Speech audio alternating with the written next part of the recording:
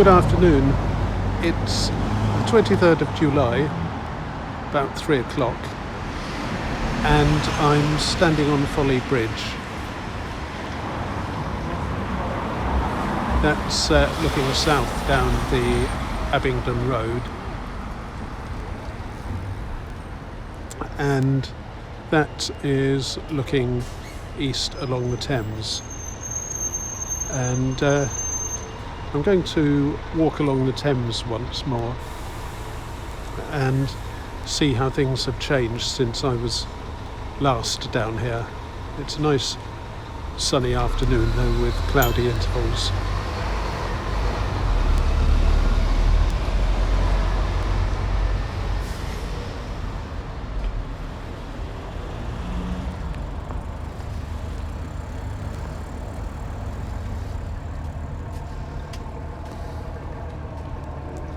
Salters are still going and sending their steamers out to Iffley Lock and Abingdon.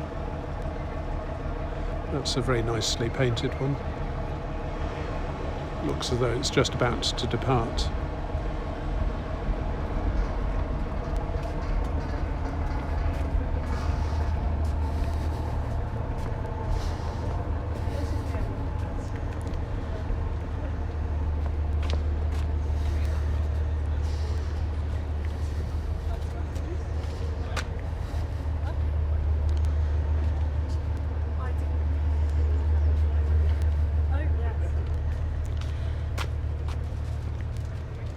It's about a month since the end of Oxford University term, and although there'll still be some graduates and staff, almost all the undergraduates will have gone.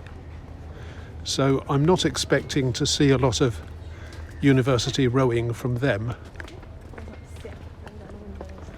Likewise, I think Brookes University, although it has a different way of organising terms, I think it only does 2 a year. I think most of them will have gone too. There is still a city rowing club though.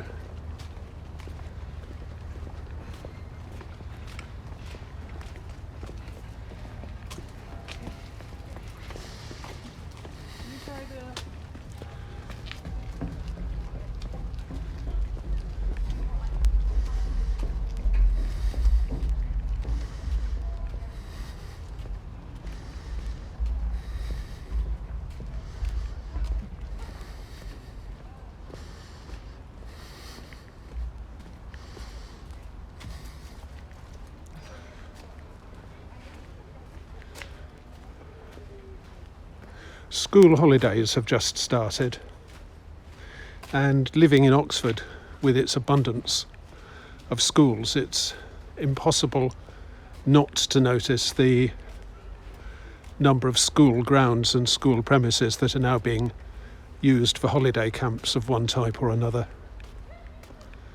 And possibly there'll be some rowing camps as well. I don't see why not, in which case we might see some of their students on the river.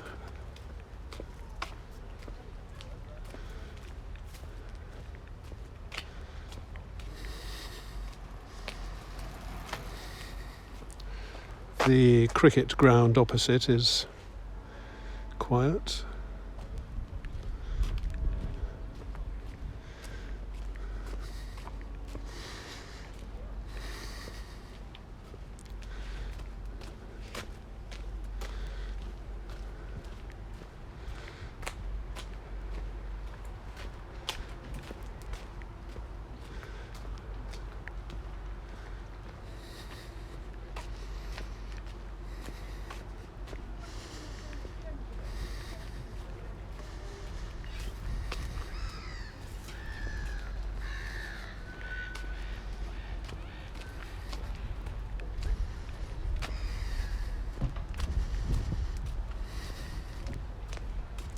So far, what I'm seeing is a little bit of low-key walking boat maintenance and general sitting around.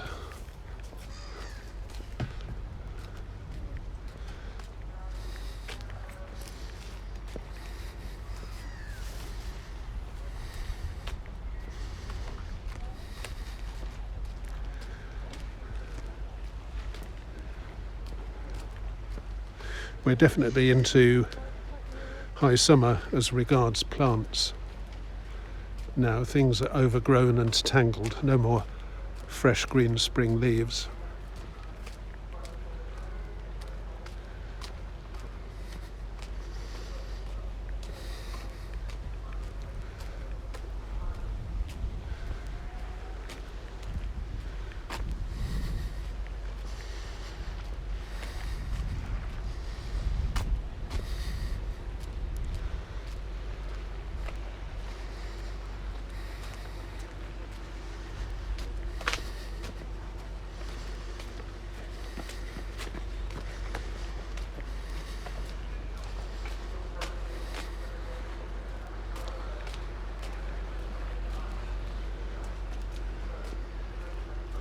These are mainly residential boat moorings, so I see the same boats every time I pass.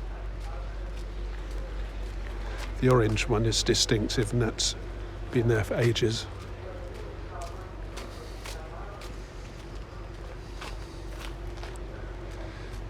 There's the salters out towards Iffley Lock.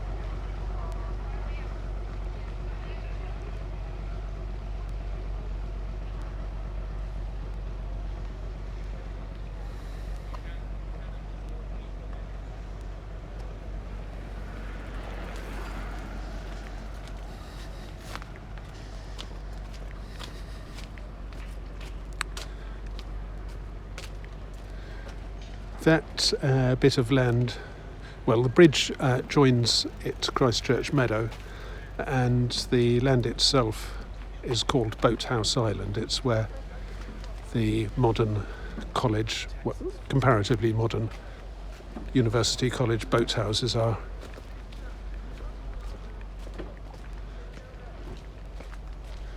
Sorry, when I say university college, that's ambiguous. I mean the colleges of Oxford University, not of any other institution.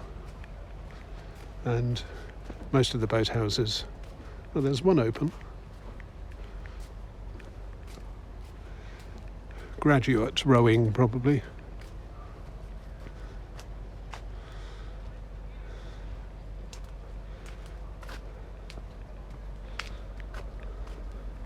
Or boat maintenance.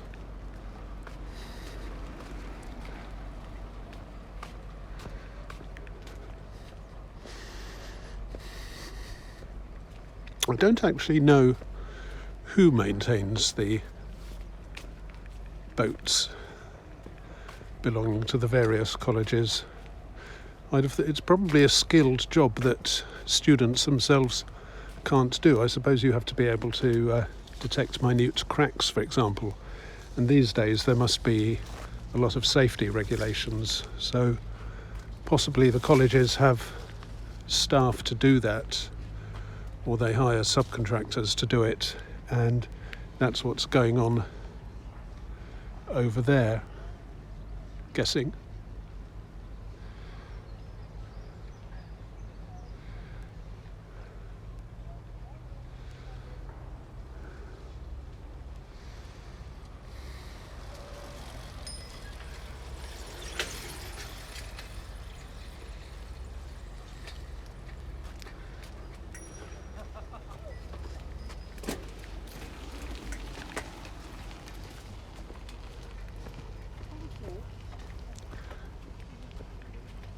Nearly caused an accident there.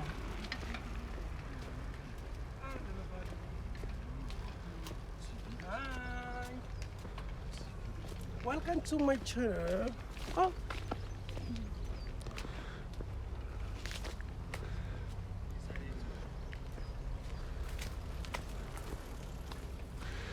These blues are my favourite colour, both in flowers and in clothing.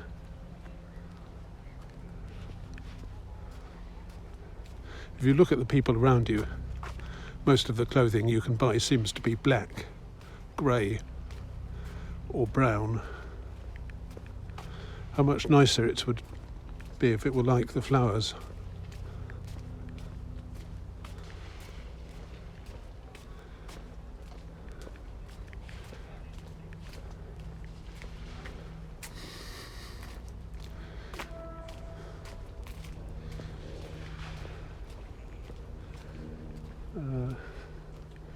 Little bit more activity.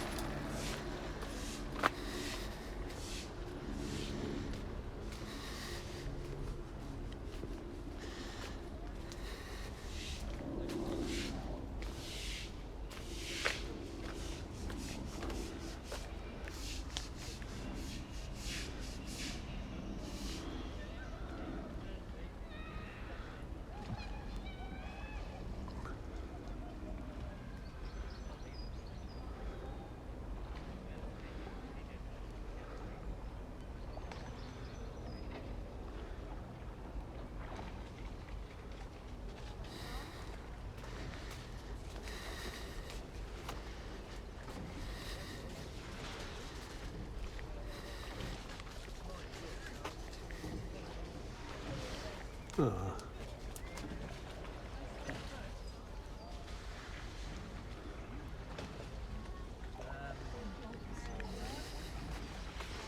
It's not his birthday, is it? To do that?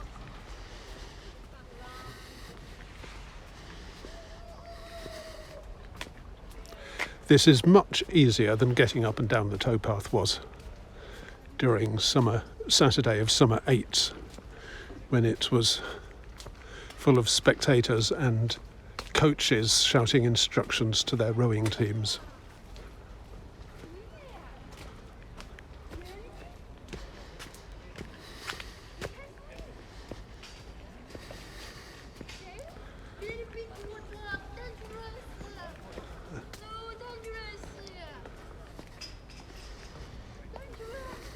Every day I'm here, baby. With friend.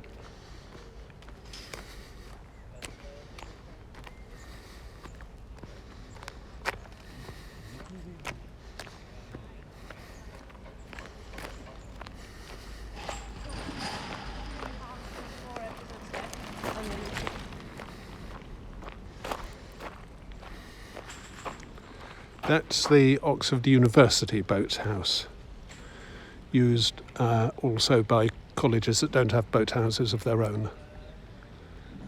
And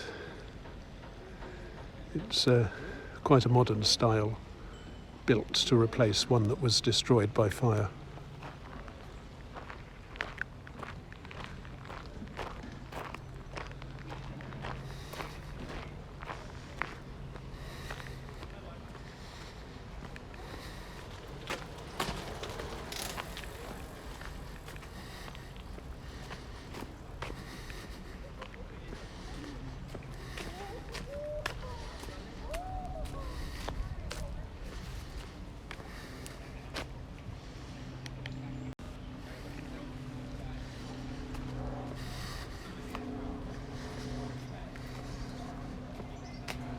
So I've passed Boathouse Island, and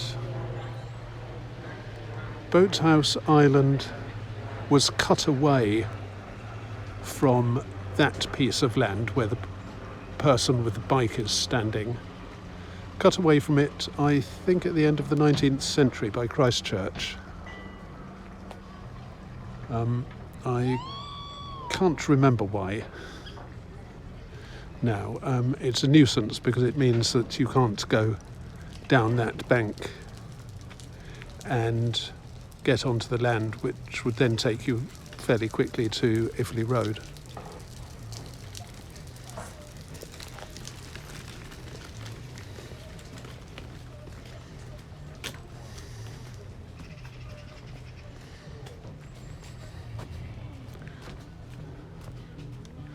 The land itself is a nature reserve, called Aston's Eyot, or Eyot.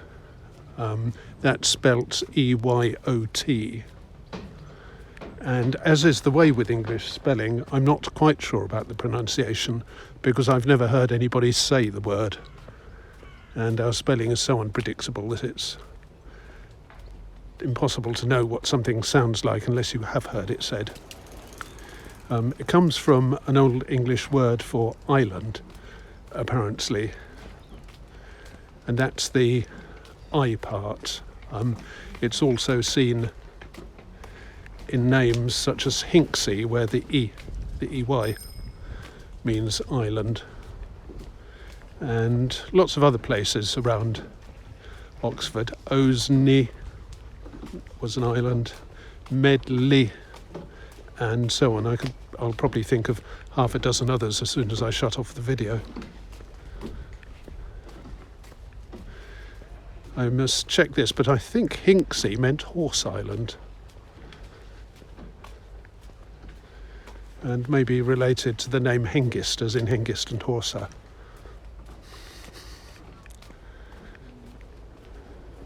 Anyway, that land is Aston's Eyot, or Eyot.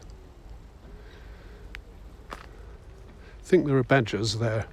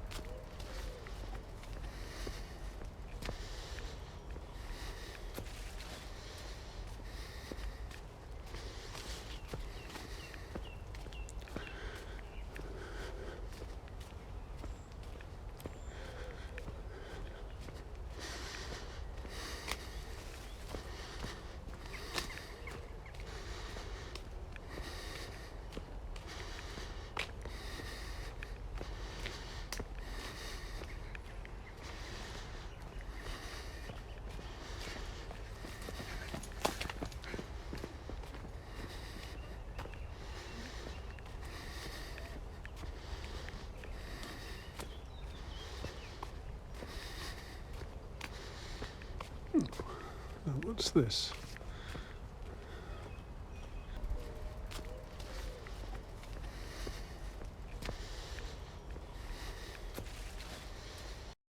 This is all religious imagery, is it? Well, I mean, some of it You've is, got yeah. crosses. Crosses and anks, so you could say that was spiritual, but I don't. Oh yeah, there's one at the bottom there, yeah. Ah, thanks. But I'm not religious myself. Right. No, not in the. Oh, pendants. Sorry, I didn't see the. Well, some are.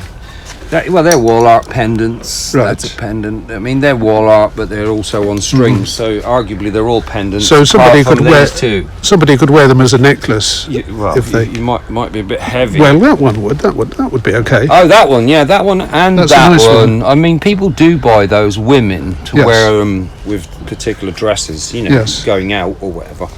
But yeah, that one is a pendant, and then there's a little one there made from wenge, Made from. which is It sounds like a Chinese wood, is it? no, it's from the Congo. Wenge. Yeah, Mileti Lorenzi. What is it? A sort of dark mahogany or similar?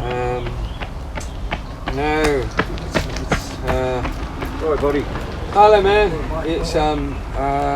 It's almost, it's sort of a cross between an ebony and a rosewood. Right. Is the best way to describe I it. see you know your woods. Yeah, well, yeah, I'm a wood artist. So I've not. so Do I you, do you exhibit here every day? Well, I mean, not every day. Until they tell me to move on. You know how our society is. It's okay. They're all insecure. You see, they're all Yes. really insecure. So that everyone will get. People will move me on because they're just, right. you know, I don't know, unhappy in their lives, racketeering. I mean, you could take any pick and they'll probably be using that reason. Oh, I don't think anybody would describe you as racketeering. No, they are. That's what I mean. If they move Yes. you on, then they're racketeering because they're charging other people for businesses Right. rates. That means it's racketeering. Got They're it. keeping it to themselves. Yes. And charging other people for the pleasure. Right. That is the definition of racketeering. But because it's the council, Yes. it's all legal. Fair enough. Well, thanks a lot for the explanation.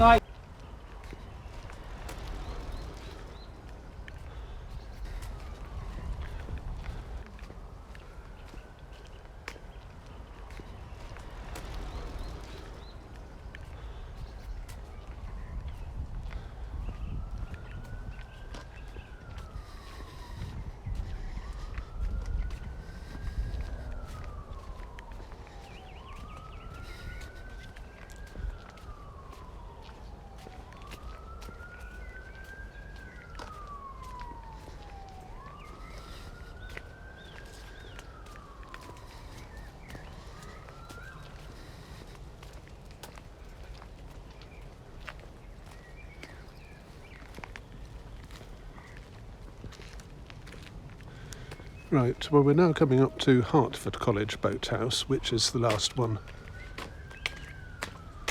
on the river. And this is Longbridge's.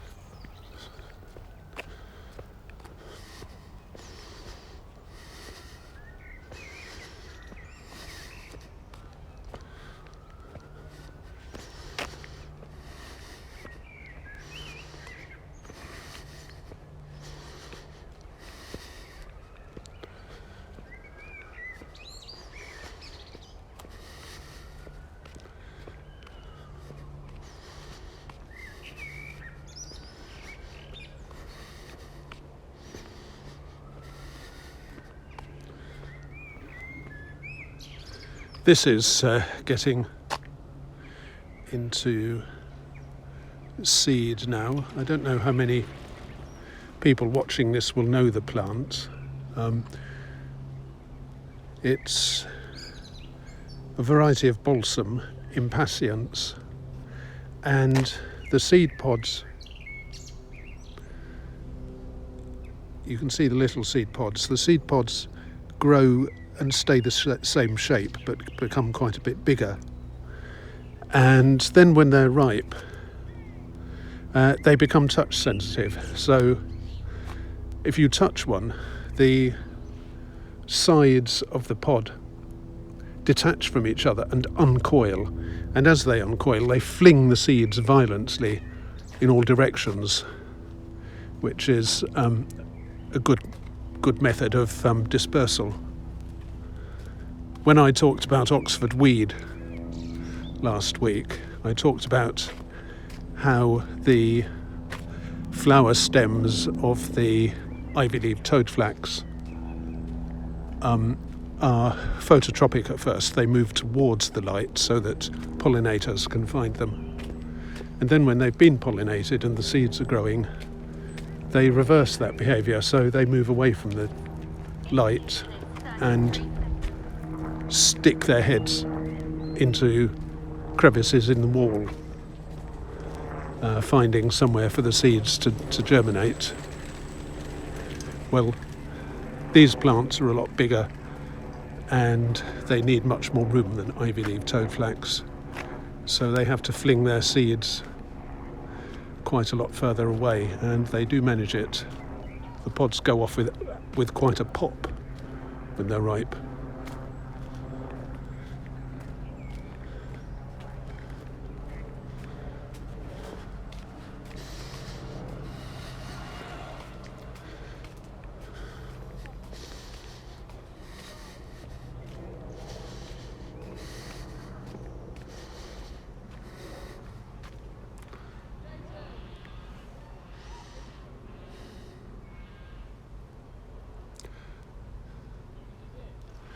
That one is well on its way. There's a sort of paradox here in that if I find one that is ripe, I won't be able to show it to you, because as soon as I grip it, hold it in front of the camera, it will explode.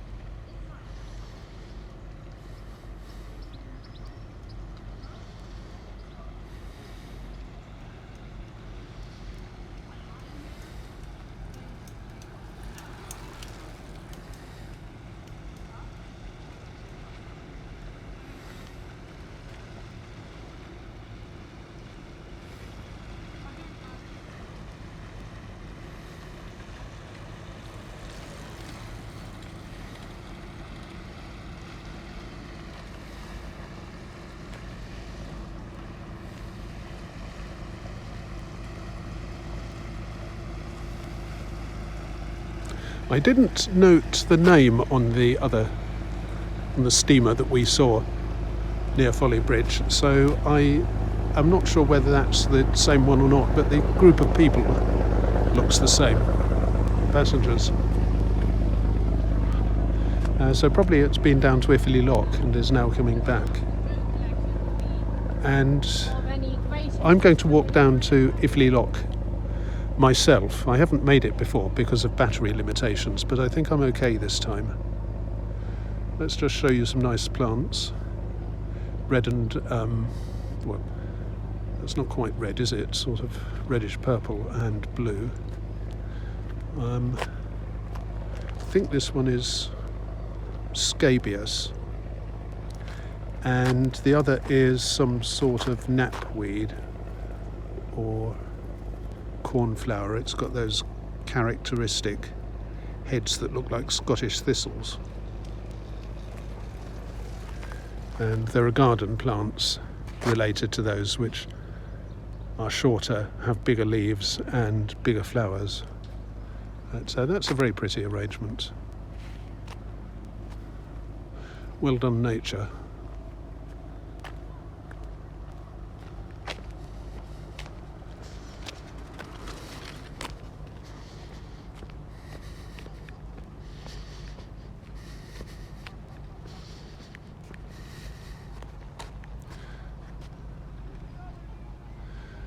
Not sure what that is. Could it be a loose strife?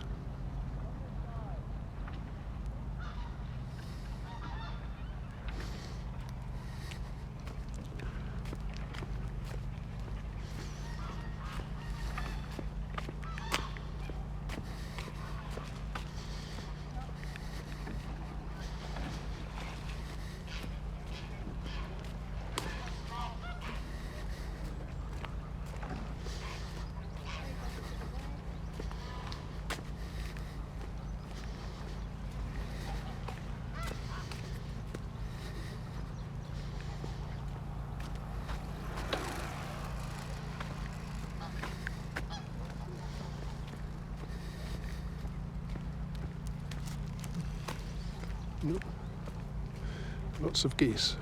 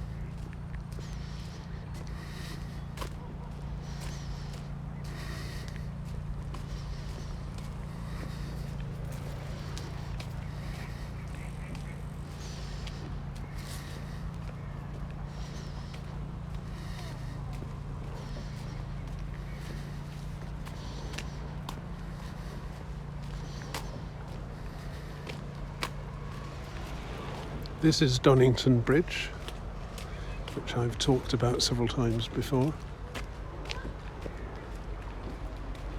Bridged the gap between South Oxford and East Oxford.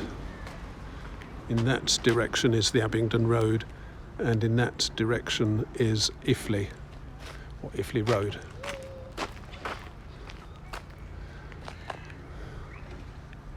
Used to have a much better class of graffiti commemorating various rowing triumphs.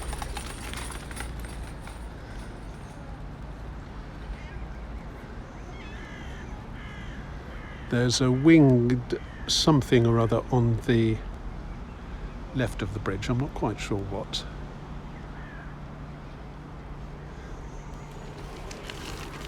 And a bicycle doing something on the right. And a mixture of other motifs, including what looks like a phone number and a bit of Arabic.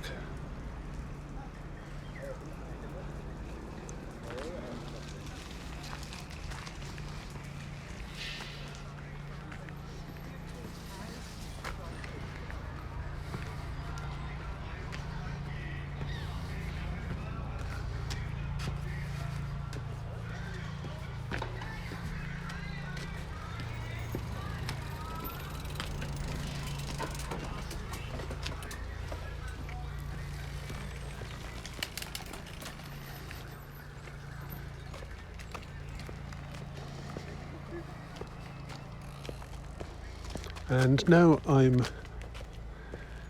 south, roughly, of Donington Bridge, and I'm going towards the spot where the Summer 8s started from during the university rowing races.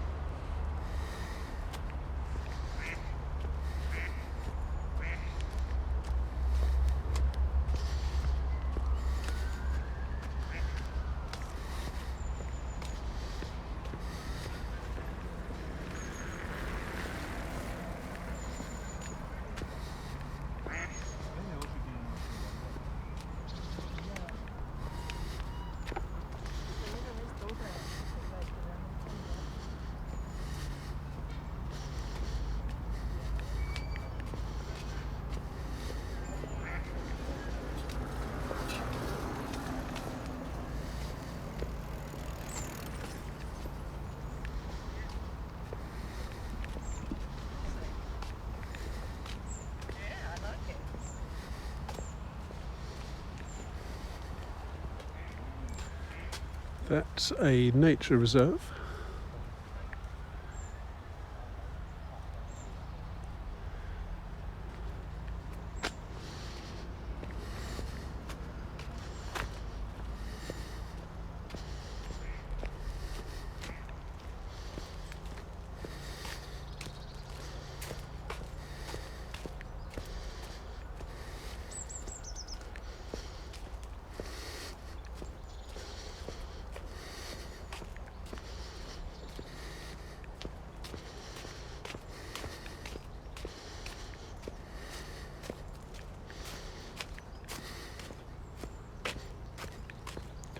And I sort of have a feeling that the average class of boat has diminished a bit since the narrow boats at the Folly Bridge end.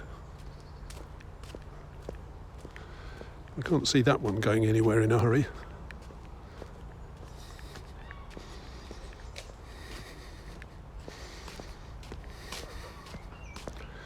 That one's for sale.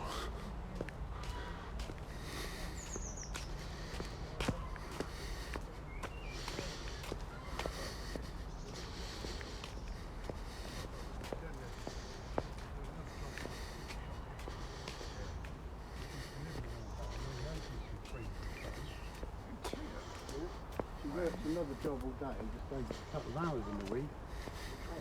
And then the weekend she try and do as many hours as the Sunday. Yeah, she nearly has to give it up. Oh, there's a load of trouble from the village, police there, and they want security this, security that, and she was encouraging the waifs and strays, you know.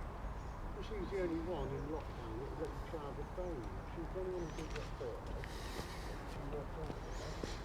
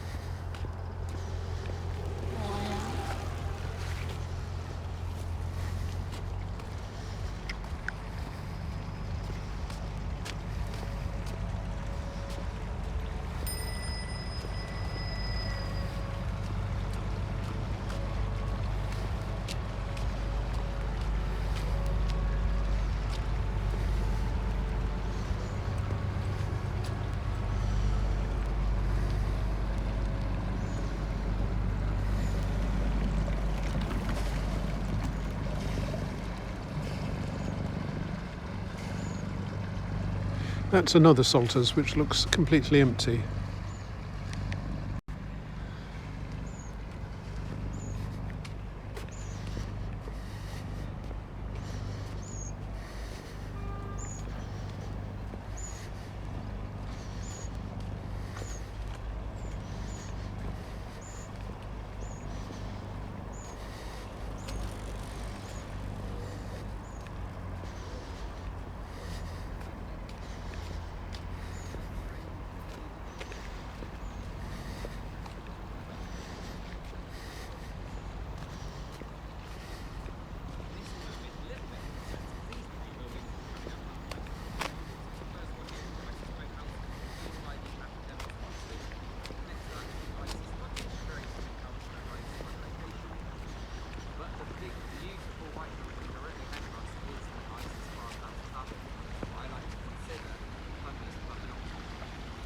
Oxford River Cruises.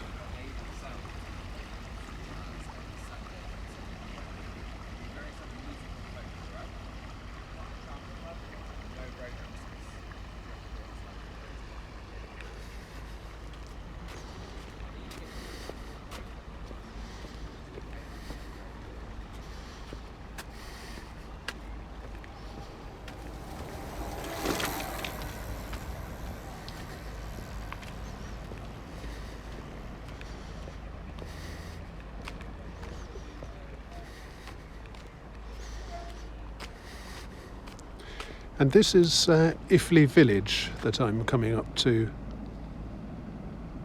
The church is Iffley Church. And there's a lock here, and that Salters appears to have stopped at the lock. Well, that's a silly thing to say. It would have to, even if it were going through.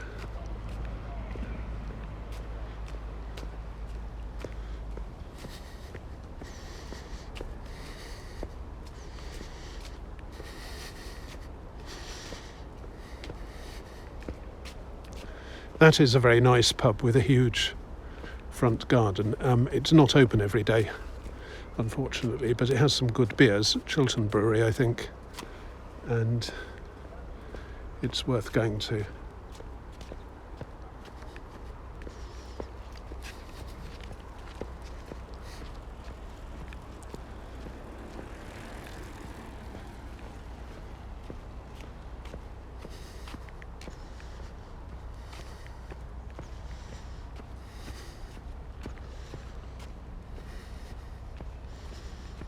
Look at the seating.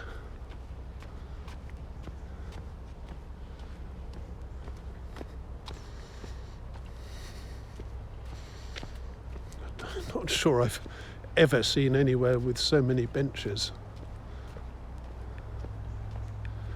Well,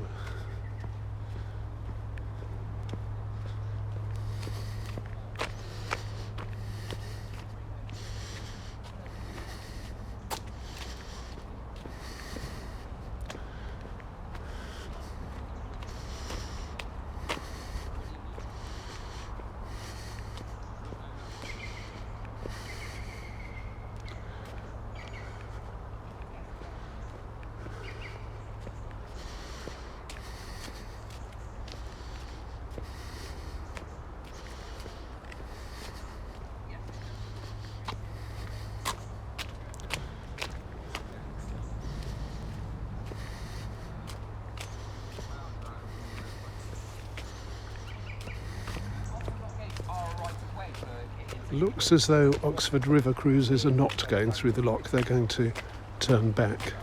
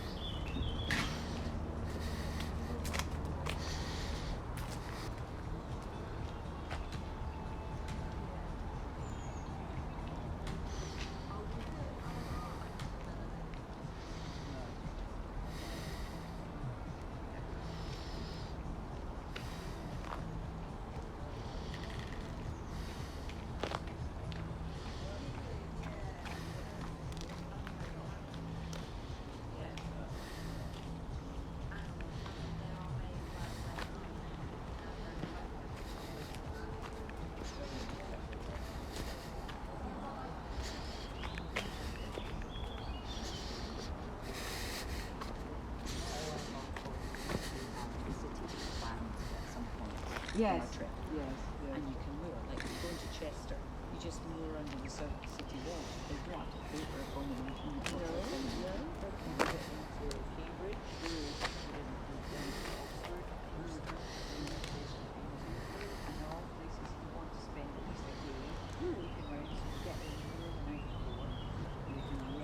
Well, actually, I don't think we are. I think he's just parked here. So it's big, wide, and it was actually coming back, see, because we had to turn to go back up the canal that way, and being able to turn against the current that was coming was pretty tricky. Actually, that year Rosemary was the captain, and she was getting a bit annoyed because William and my friend Fiona were having to say they were kind of because he was rocking the boat back and forward, and obviously always got but we got stuck. One time was that in Cambridge? Boat just, we couldn't put the thing, we didn't know what to do with it, but we looked down the hatch,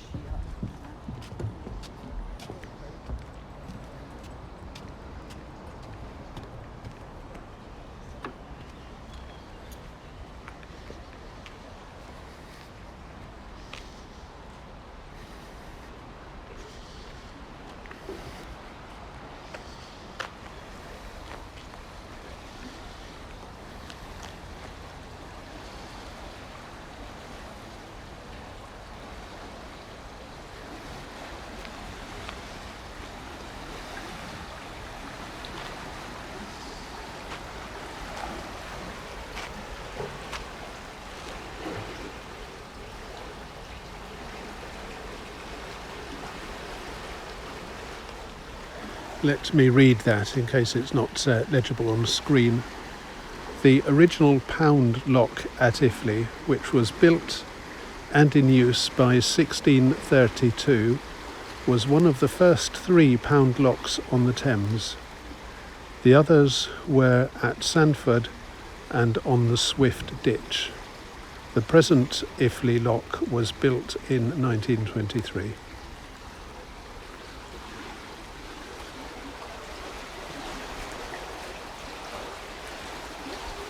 For my money, the view from the original lock is more appealing.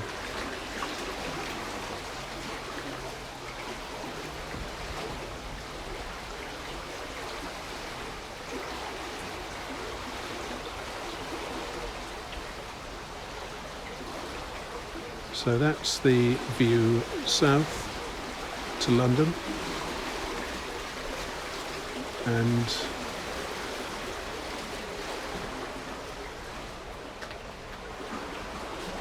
not so easy to get a good shot in this direction. That's the view north towards Oxford.